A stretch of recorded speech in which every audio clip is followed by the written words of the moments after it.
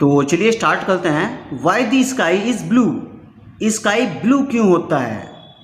The scattering of blue component of white sunlight by the air molecules present in the atmosphere causes the blue colour of the sky.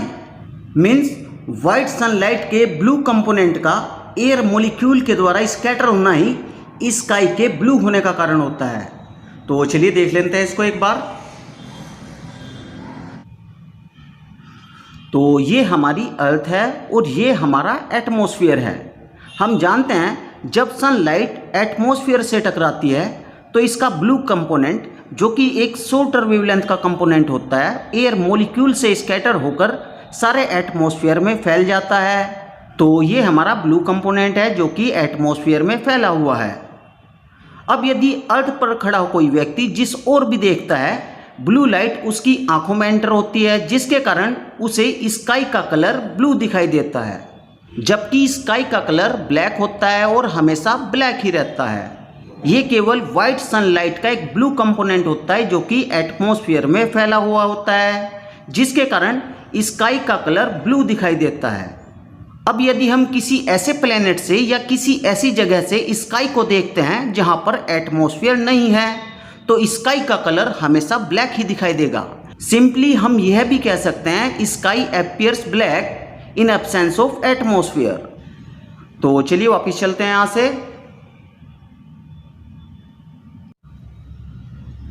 This can be explained as flow. The sunlight is made of 7 colours.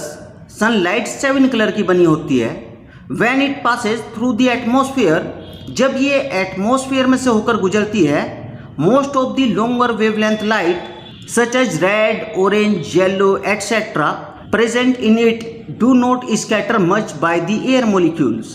Means जब sunlight atmosphere से होकर गुजरती है तब इसकी longer wavelength light जैसे कि red, orange, yellow air molecule के द्वारा ज़्यादा स्कैटर नहीं हो पाती, but the shorter wavelength light is scattered all around the sky by the air molecule present in the atmosphere. लेकिन shorter wavelength की ब्लू लाइट एयर मोलिक्यूल के द्वारा स्कैटर हो जाती है। Thus whichever direction we look, the blue light enter our eyes due to which the sky appears blue. इस प्रकार जिस डायरेक्शन में हम देखते हैं ब्लू लाइट हमारी आंखों में एंटर करती हैं, जिसके कारण स्काई ब्लू दिखाई देता है। तो चलिए एक बार फिर से देख लेते हैं।